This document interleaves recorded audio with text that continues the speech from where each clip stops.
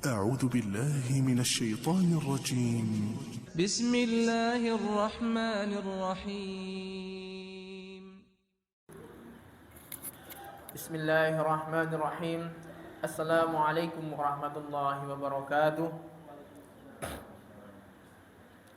الحمد لله المتفرد لربوبيته وألوهيته، وأشهد أن لا إله إلا الله وحده لا شريك له، وأشهد أن محمدا عبده ورسوله بعثه الله إلى الناس كافة بالتوحيد والشريعة سمحة، صلوات ربي وسلامه عليه وعلى آله وأصحابه ومن تبعهم بإحسان إلى يوم القيامة. وقال الله تعالى في كتابه الكريم: يا أيها الذين آمنوا اتقوا الله حق تقاته ولا تموتن إلا وأنتم مسلمون.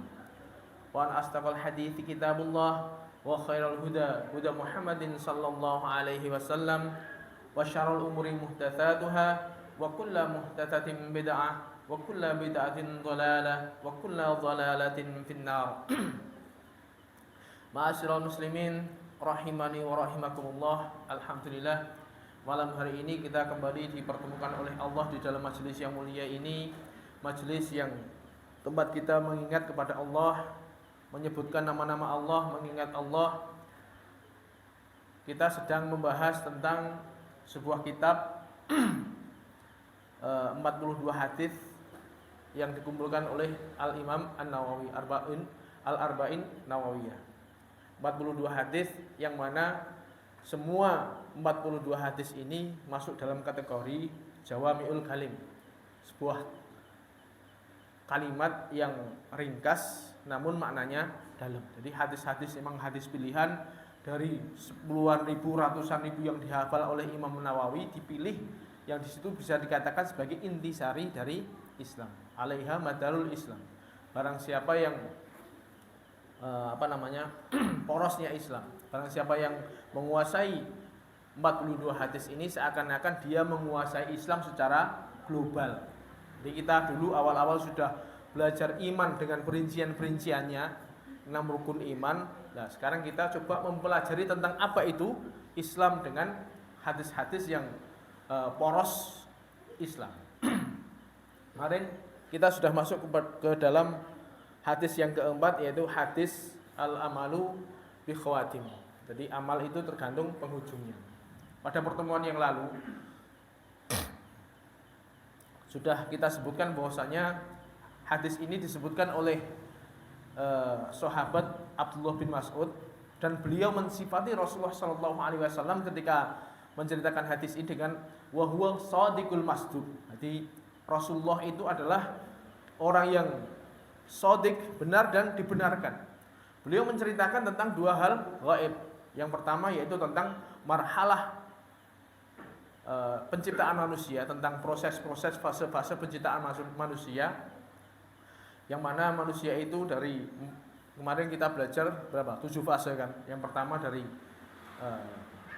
saripati tanah, kemudian nutfah, kemudian menjadi alaqah, menjadi segumpal darah, segumpal daging, kemudian di situ ada tulang dibungkus dengan daging. Setelah itu, setelah masa 40 hari, itu prosesnya menjadi cepat sampai dia lahir. Itu proses penciptaan manusia yang ketika itu dijelaskan 14 abad yang lalu, itu sebuah hal yang menakjubkan bagi sahabat.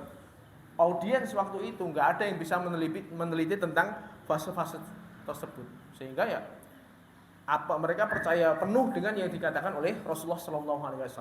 Makanya wa huwa shadiqul masduq, barang yang gaib. Meskipun ketika diteliti dengan kedokteran modern, itu semua bisa dibuktikan. Baru sekarang bisa diteliti, oh benar ternyata fase penciptaan manusia itu prosesnya seperti itu. Dan itu semakin menguatkan akan kebenaran sabda Rasulullah SAW. Itu kemarin tentang fase penciptaan manusia. Jadi ketika di dalam janin itu Allah mengutus malaikat setelah 42 hari. Gitu. Kemudian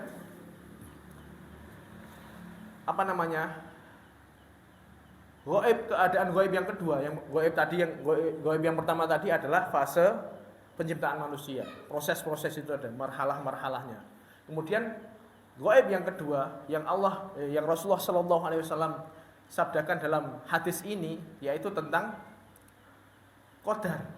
Jadi ketika Allah mengutus malaikat di situ setelah terbentuk bayi sudah terbentuk menjadi sempurna, barulah di situ setelah proses 40 hari Allah mengutus malaikat dan di situ meniupkan roh. Nah, disitulah Allah menyuruh malaikat untuk mencatatkan berapa? 4 perkara kemarin. Wa yu'maru bi arba'i kalimat. Malaikat tadi diutus dengan membawa 4 kalimat. Bikat bi rizkihi, dicatat rezekinya. Jadi bahkan sebelum bayi itu lahir sudah dicatat dulu rezekinya. Jatah rezeki anak ini sekian sampai dia meninggal misalnya. 500 miliar misalnya. Contoh. Sudah dicatat duluan.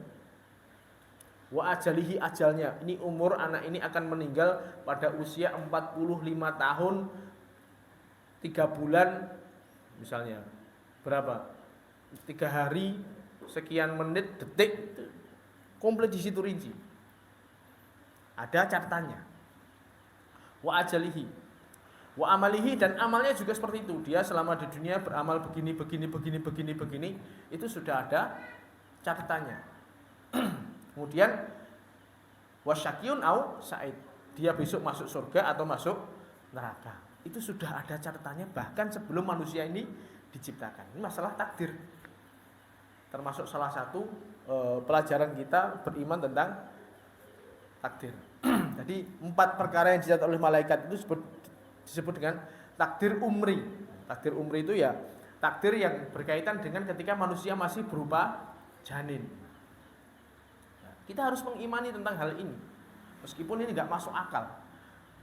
Makanya disinilah letak kenapa kekuatan iman itu bisa semakin menambah kecintaan kita kepada Allah dengan adanya kita mengimani hal yang di luar nalar. Ini kan berupa semua keyakinan. Kita harus yakin dengan hal seperti itu sehingga apapun yang terjadi itu tidak akan meleset dari apa yang sudah digariskan kepada kita. Jadi takdir umri tadi ada berapa? 4 ya. Jadi rezekinya, ajalnya, amalnya, kemudian dia bahagia atau celaka itu nanti sudah ada catatannya. Nah, kemudian kita juga diharapkan dengan adanya kita belajar seperti ini, kita belajar takdir. Ini ada tingkatan-tingkatan yang harus kita imani. Jadi kita kemarin sudah di pertemuan sebelumnya sudah membahas panjang lebar masalah takdir. Ini kita ulangi sedikit karena ini ada hubungannya dengan hadis ini. Jadi 4 tingkatan takdir, bahwasanya kita harus mengimani bahwasanya yang pertama ilmu Allah tentang apa yang hendak Allah ciptakan. Jadi Allah Maha tahu sebelum Allah menciptakan sesuatu. Jadi Allah mengilmui segala sesuatu. Bahkan yang belum diciptakan nanti bagaimana kejadiannya itu Allah mempunyai ilmunya. Kemudian yang kedua, pencatatan ilmu Allah di dalam Lauhul Mahfuz. Ini juga harus kita imani. Jadi Allah punya ilmunya dulu. Jadi kalau kita analogikan seorang insinyur gitu ya, mau bikin bangunan.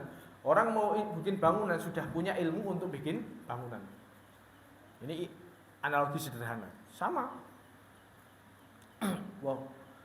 Kemudian Allah juga mencatat takdir ini di dalam Lauhil Mahfuz. Jadi pencatatan Allah. Dalam sebuah hadis yang diriwayatkan oleh Imam Ahmad yang dengan sanad yang sahih disebutkan bahwasanya awwalu ma khalaqallahu al-qalam. Jadi Allah pertama kali yang Allah ciptakan itu adalah qalam sebelum Allah menciptakan yang lainnya. Qalam, pena. Tsumma qala lahu, kemudian Allah berkata kepada pena tersebut, "Uktub, tulislah." Qala berkata, pena tadi nanya, Wa ma aktub, aku nulis apa? Saya nulis apa ya Allah? Qala berfirman sapa Allah, al-qadar, tulislah qadar. Kemudian akhirnya faqadaba ma yakunu wa ma huwa kainun ila an taquma as-saah. Jadi setelah pena tadi disuruh oleh Allah menulis qadar, ini yang di Lauhil Mahfuz ya. Pena tadi selalu senantiasa menulis kejadian-kejadian yang ada di alam semesta ini, mulai dari awal penciptaan alam semesta sampai alam semesta kiamat. Itu sudah ada catatannya semua. Itu di Lauhil Mahfuz. Kita harus iman itu. Harus mengimani hal itu. Jadi bahwasanya sebelum Allah menciptakan segala sesuatu, itu sudah ada catatannya dulu. Jadi ketika Allah menciptakan pena, dan pena disuruh sudah tulislah, apa yang tak tulis? Semua kejadian. Jadi setelah itu pena tadi mencatat semua kejadian dari mulai awal penciptaan alam semesta, penciptaan langit bumi, kemudian sampai kemudian nanti terciptanya bumi, kemudian terciptanya penghuni sebelum bumi ini sebelum dihuni oleh manusia, kemudian dimusnahkan, diganti dengan manusia sampai terjadinya kiamat. Itu sudah ada catatannya semuanya komplit. Tapi tidak ada yang tahu bagaimana catatan ini kecuali Allah, dan tidak ada yang tahu kecuali Allah. Memang ada sedikit-sedikit itu yang diwahyukan kepada Allah kepada sebagian rasulnya. Ini namanya takdir azali. Kalau yang tadi di dalam janin itu namanya takdir umri, takdir ketika janin. Itu pun tinggal nyomot dari apa yang sudah ditulis oleh pena tadi. Jadi pena tadi sudah menuliskan. Nah, apa yang sudah dituliskan oleh pena di Lauhil Mahfuz tadi tinggal dicocokkan aja kepada janin itu tadi. Jadi sebelum malaikat diutus itu sudah ada catatan duluan. Itu yang tingkatan yang kedua. Atau di dalam riwayat lain Rasulullah SAW bersabda, kataballahu maqadirul khalaik qabla an yakhluqas samawati wal ardi bi 50 alfasana. Jadi Allah sudah menulis takdir semua makhluk sebelum 50.000 tahun penciptaan langit dan bumi. Kapan diciptakan langit dan bumi? Allahu alam, sudah lama banget. Lah, catatannya sudah ada duluan 50.000 tahun sebelum bumi dan langit diciptakan. Ini harus kita imani tentang pencatatan itu tadi. Kemudian tahapan yang ketiga setelah dicatat, kemudian kehendak Allah untuk menciptakan atau mengeksekusi apa yang Allah kehendaki. Jadi semuanya itu pasti berjalan atas kehendaknya Allah. Jadi apa yang dicatat kemudian di-approve, kalau istilahnya kalau orang mau bikin bangunan itu, bikin rancangannya dulu, RAB-nya dibuat, kemudian di-approve. Baru kemudian yang keempat, eksekusi. Ini kalau kita analogikan sederhana. Ini analogi sederhana loh. Analogi yang umpama seorang insinyur mau bikin bangunan. Itu dia punya ilmunya dulu, punya ilmu untuk bikin bangunan. Kemudian dicatat tahapan-tahapan step-stepnya nanti di dalam RAB-nya. Kemudian di-approve di persiapan untuk eksekusi, baru kemudian dieksekusi. Ini tahapan-tahapannya seperti itu. Adapun tentu jauh jelas beda banget itu antara perencanaan manusia dengan perencanaan Allah. Kalau rencana Allah itu sama sekali tidak ada celah kesalahan. Murni, istilahnya akurat 100%. Kalau manusia berencana pasti ada meleset-melesetnya. Bikin bangunan ya mesti enak sing geseh-gesehnya pasti ada. Itu manusia terbatas. Tapi kalau Allah yang merencanakan mulai dari awal sampai nanti akhir, itu sama sekali tidak ada celah kesalahan. Kesempurnaan Allah luar biasa. Itu kalau dianalogikan seperti itu. Jadi inilah tentang takdir manusia. Jadi kita harus beriman semuanya bahwasanya apa yang kejadian menimpa kita itu tidak akan mungkin lepas dari takdir Allah. Seperti tadi, ketika janin masih di usia kandungannya itu tadi, yang dituliskan oleh malaikat tadi, bukunya dicatat, dibawa, nanti malaikat ya mengeksekusi sesuai dengan catatannya. Ketika ini jatahnya rezeki, ya dikasih rezeki. Ketika datang ajalnya sudah tiba, ya udah nanti malaikat mau datang menjemput orang tersebut. Ini rahasia Allah yang harus kita imani. Semua kita harus imani, entah itu yang baik maupun yang buruk. Mungkin kalau manusia ukurannya kan pengennya yang baik-baik. Nah, kalau Allah dalam mentakdirkan ini bisa imbang. Ada yang baik, ada yang buruk atas hikmah dari Allah. Kita nggak tahu hikmah tersebut. Contohnya misalnya, Allah menciptakan iblis. Mungkin dari kita sebagian kita bertanya, apa sih dadak Allah menciptakan iblis bareng para kisruh gitu.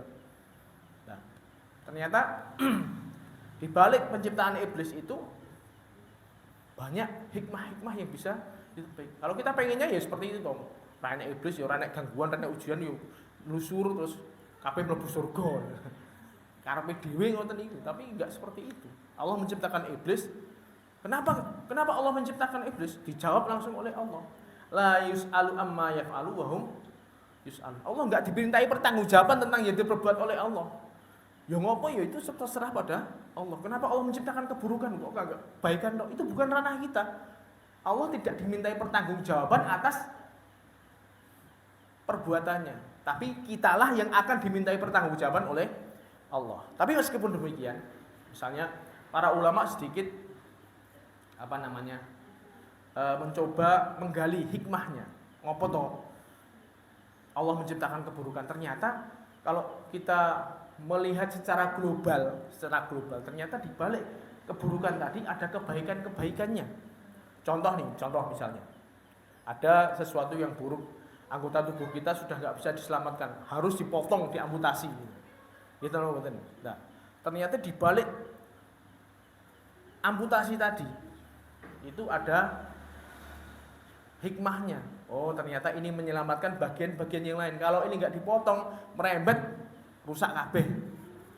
Jadi seperti itu. Contoh pasti ada secara zahir itu meskipun buruk tapi pasti ada sisi baiknya. Contoh misalnya gini. Kenapa Allah menguji manusia? Kan di dalam surat Ar-Rum itu loh. Dhaharal fasada fil ard wal bahr bima kasabat aydin nas liyudhiqahum ba'dalladzi amilu la'allahum yarji'un. Jadi tampak sudah ketika kemaksiatan merajalela di daratan laut maupun di lautan karena ulah-ulah manusia, kemudian Allah memberikan azab kepada mereka, memberikan misalnya sedikit guncangan gempa bumi blek di situ yang daerah yang memang tampak kemaksiatan di situ. Itu kan berarti Allah seakan-akan memberikan keburukan. Moro-moro diguncang nih, entah itu banjir, entah itu gempa bumi ketika kemaksiatan sudah merajalela. Tapi liyudhiqahum ba'dalladzi amilu la'allahum yarji'un. Agar Allah punya hikmah supaya mereka merasakan dari perbuatan mereka, barangkali mereka bisa sadar. Jadi ada hikmahnya tadi. Ketika Allah menciptakan keburukan, ya sapa ngerti dengan adanya keburukan tadi orang-orang pada sadar. Kalau enggak gitu ya terus larut dengan keburukan-keburukan. Jadi keburukan dan kebaikan ini pasti ada sisi, kalau kita ambil hikmahnya pasti ada kebaikan-kebaikannya. Contoh misalnya tadi yang kita ditanyakan tadi masalah iblis. Ngapa iblis diciptakan di dunia ini ya? Para ulama akhirnya terus bikin kayak mencoba menggali hikmahnya. Oh, dengan adanya iblis itu sebagai ujian bagi manusia. Nek ora ana iblis ora ana ujian. Enggak ada ujian. Dengan adanya iblis diciptakan, akhirnya ada lawan dari iblis itu. Ada kebaikan. Anak wong welek nemen, anak wong sing apik nemen gitu. Nah, itu sebagai ujian di situ. Ternyata kita diuji dengan orang-orang yang berakhlak buruk di sekitar kita, bagaimana kesabaran kita menghadapi mereka. Akhirnya dari situlah Allah mengangkat derajat kita. Itu kan berarti kan Allah menciptakan kebaikan dari kejelekan yang ada. Dengan adanya iblis, akhirnya ada kelanjutannya surga dan neraka. Kalau orang-orang yang mengikuti iblis akhirnya masuk ke dalam neraka. Bagi orang-orang yang bisa menahan hawa nafsunya enggak ikut iblis, dimasukkan ke dalam surga. Ini berarti ada kebaikan di situ di sisi keburukannya. Misalnya dengan adanya iblis, bagaimana Allah menunjukkan sifat ampunannya.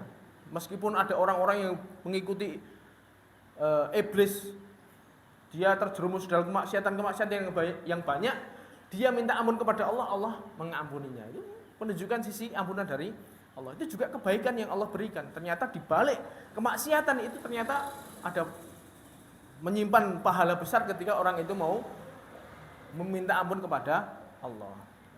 Juga ternyata dengan adanya iblis, dengan adanya keburukan-keburukan, adanya gangguan-gangguan terhadap agama ini, ada orang-orang yang di situ menonjol di situ. Dia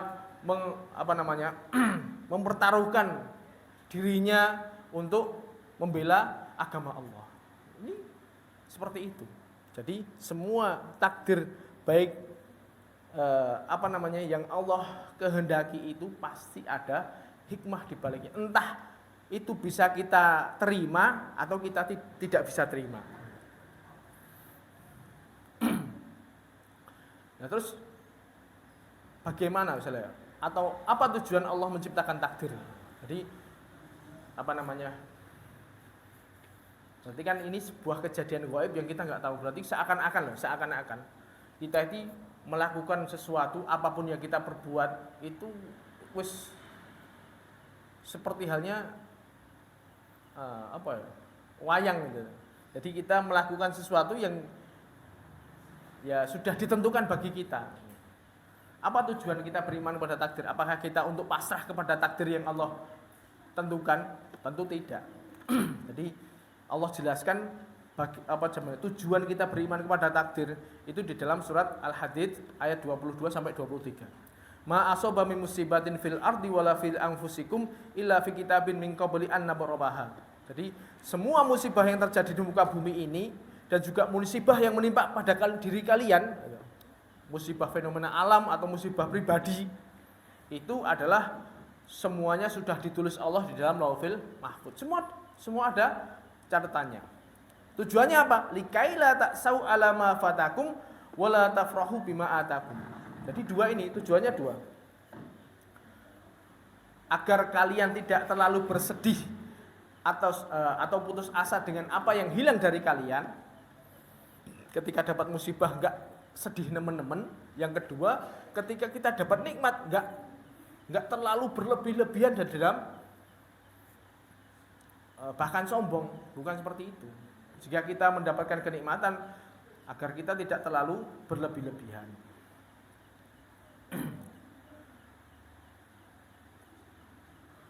Wallahu la yuhibbu kulla mukhtalin fakhur. Allah tidak mencintai orang yang mukhtal, orang yang sombong dan juga membanggakan dirinya. Jadi dua maksud Allah kita belajar kepada takdirnya tadi, yaitu kita tidak terlalu bersedih dengan apa yang hilang dari kita. Jika suatu saat kita tertimpa musibah, kita harus meyakini bahwasanya ya wis lah, ini semua sudah ditakdirkan oleh Allah. Kita main ke misalnya suatu tempat adalah kunci motornya carry hilang. Ya wis, kalau kita mensikapinya seperti ini sudah ditakdirkan oleh Allah. Ya wis, kita enggak terlalu nemen-nemen sampai mungkin petang dino nangis terus juga. Misalnya ada salah satu anggota keluarga kita yang meninggal, anggota keluarga yang paling kita cintai meninggal. Sedih apa enggak? Sedih, pasti sedih. Tapi ketika kita membalikan semuanya, itu sudah ditakdirkan oleh Allah. Inna lillahi wa inna ilaihi raji'un. Inna lillahi, kami adalah bagi Allah, dan kembalinya kepada Allah. Ya sudah, kita mengikhlaskan, kita menerima qadar, meskipun sedih, tapi tetap tidak terlalu bersedih. Coba bayangkan kalau misalnya kita tidak beriman kepada takdir, wis anggota keluarganya meninggal, ora trimo, dia mencela pada takdir, mikir banter sampai dia jatuh sakit misalnya. Sampai melu mati pisan. Ada seperti itu? Ada. Itu kebanteran le mikir. Karena apa? Kurangnya beriman kepada takdir. Ini tujuan yang pertama, agar kita tidak terlalu bersedih terhadap musibah yang menimpa pada kita. Kita harus yakin bahwasanya apa yang menimpa pada kita ini adalah sudah ditakdirkan oleh Allah Subhanahu wa taala. Yang kedua, tidak sombong dengan kenikmatan yang kita dapatkan. Kalau kita dapat kenikmatan yang banyak, kita mengembalikan bahwasanya itu semua sudah ditakdirkan oleh Allah, bukan usaha kita. Kita dapat rezeki banyak, kita dapat badan kita sehat, dapat naik pangkat, naik jabatan dan lain sebagainya. Semua kenikmatan itu Allah sudah takdirkan kepada kita sehingga kita tidak menjadi ujub, menjadi sombong. Ini yang tujuan kedua. Makanya kita belajar takdir itu untuk dua ini. Bukan untuk pasrah tok, itu bukan. Jangan sampai seseorang itu ujub dengan amal solehnya, karena kita nggak tahu apa yang terjadi setelah nanti. Ini tujuan kita mempelajari takdir, yang bahwasanya kita akan semakin tahu bahwasanya apa yang telah terjadi itu telah ditakdirkan untuk kita dan tidak bisa dihindari. Ma asobaka lam yakun liyuhtiaka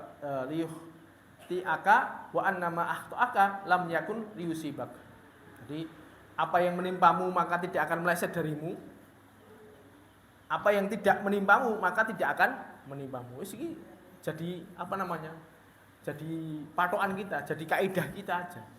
Nek panjen kodare ditakdirkan kena yo kena, nek ora yo ora.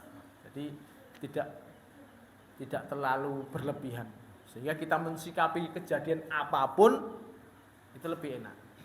Kalau kita mengimani bahwasanya itu semua sudah ditakdirkan oleh Allah, bahkan sebelum kita lahir, bahkan sebelum langit dan bumi diciptakan, itu sudah ada tulisannya. Bukan kita berpangku tangan, nek takdirku sugih lah ya sugih, terus meneng nang omah. Ora mungkin. Karena takdir ini rahasia Allah. Kita nggak boleh terlalu berlebih-lebihan mikir takdir ini. Jangan sampai kita menyibukkan diri dengan bertanya-tanya. Mengapa Allah menciptakan ini? Mengapa Allah begini-begini? Ngopo kok aku dadak ngini? Kenapa Allah mengqadar saya seperti ini? Ini namanya bentuk celaan kepada takdir, bukan seperti itu. Kita apa yang terjadi ya sudah, kita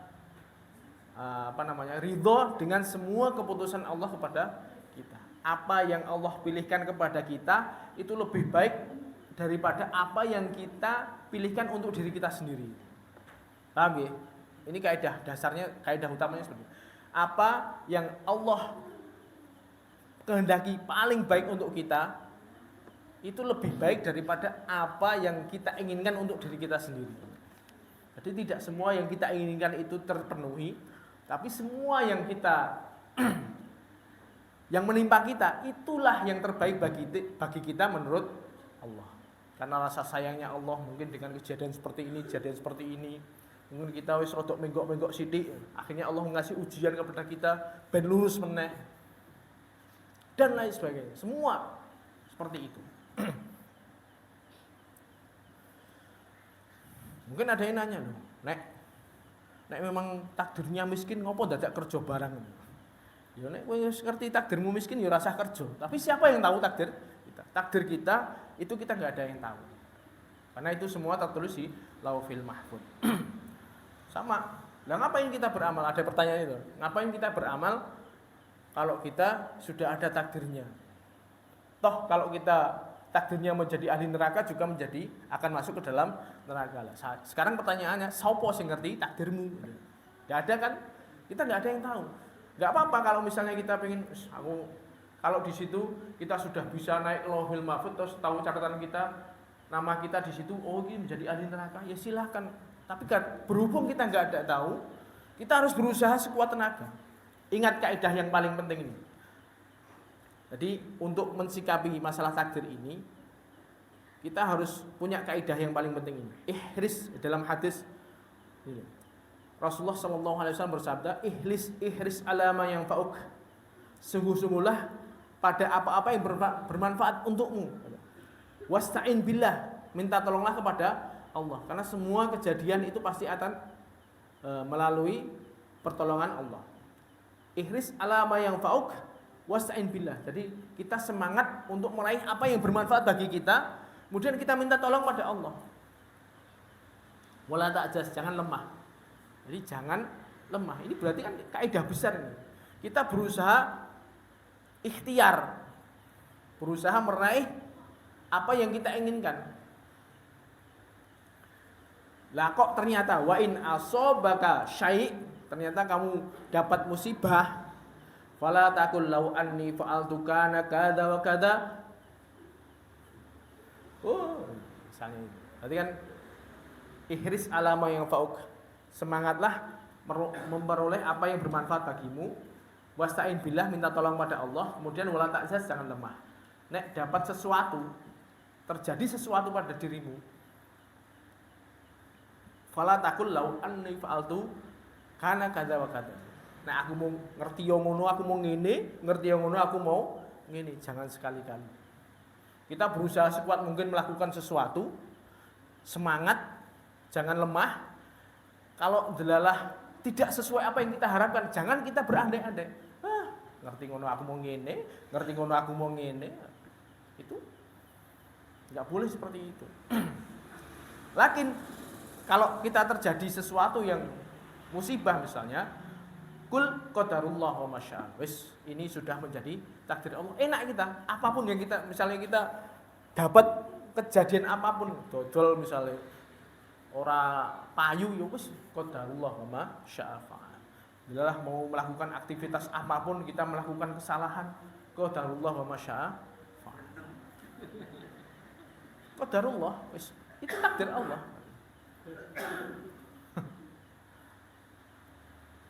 Fa innal law taftahu amal syaitan, karena jadu'o tadi, seandainya saya begini, seandainya begini, oh itu adalah semakin membuka amalan-amalan syaitan. Dia akan mencela pada takdir. Ini yang tidak diboleh.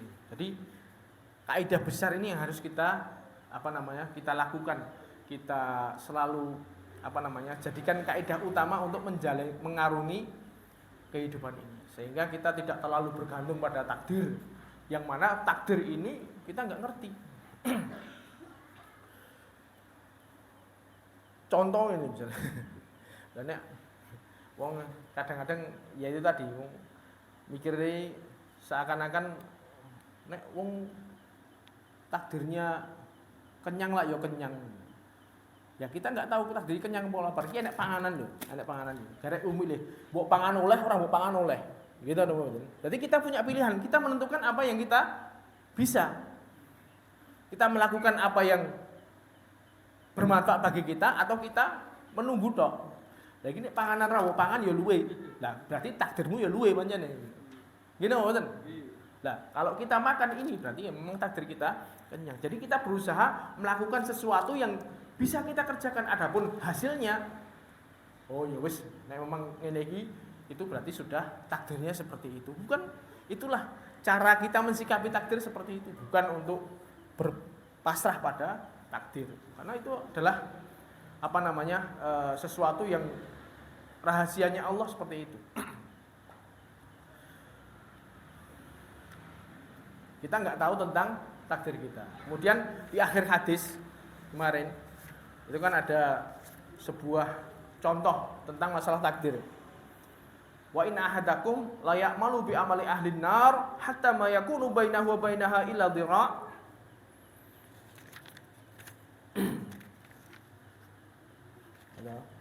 Jadi ada seseorang yang di situ selalu mengamalkan dengan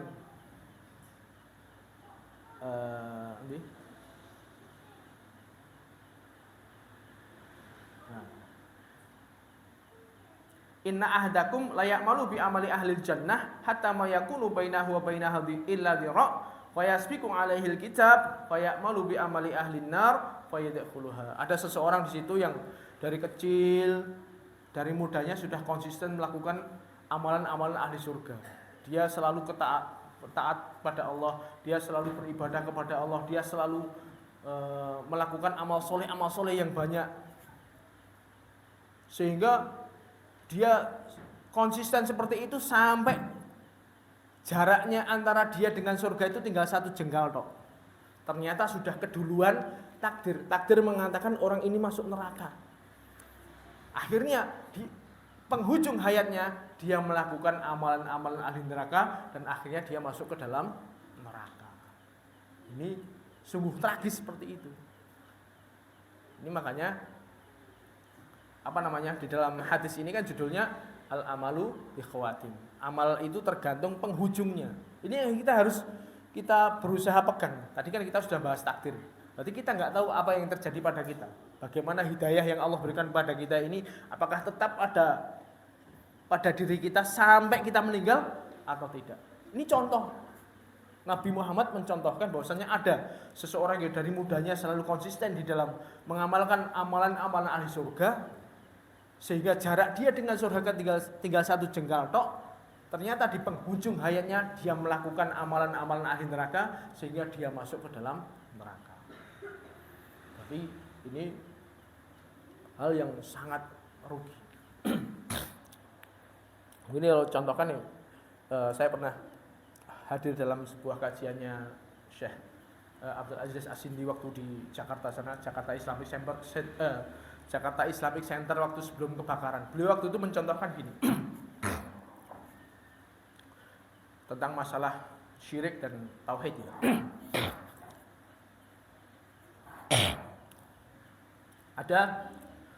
Jika kalian ada orang beramal selama 60 tahun, 70 tahun, 80 tahun selalu melakukan amal soleh, dia sholat terus, zakat terus, bahkan haji umrah, melakukan seperti itu, ternyata di penghujung hayatnya dia berdoa dia mengatakan, ya Rasulullah al-madad al-madad, wahai Nabi, di penghujungnya yang dia sakit, dia ya Nabi, ya Muhammad misalnya, ya Rasulullah al-madad al-madad, tolonglah saya misalnya. Dia beristighotsah kepada Nabi Muhammad, maka seluruh amalannya mulai dari 60 tahun, 70 tahun tadi haba'an manthura, hancur lebur, enggak ada nilainya. Ini bahayanya syirik seperti ini. Syirik ini kalau dia syirik akbar yang statusnya dia syirik yang bisa mengeluarkan seseorang dari Islam, kan termasuk salah satunya dia berdoa kepada selain Allah. Man ja'ala bainahu wa bainallahi wasa'ita yad'uhum wa yas'aluhumus syafa'ata wa yatawakkalu 'alaihim kafara ijma. Barang siapa yang menjadikan antara dirinya dengan Allah itu ada perantaranya, dia berdoa kepada perantara tersebut, dia bertawakal dengan doanya itu, maka hukumnya keluar dari Islam.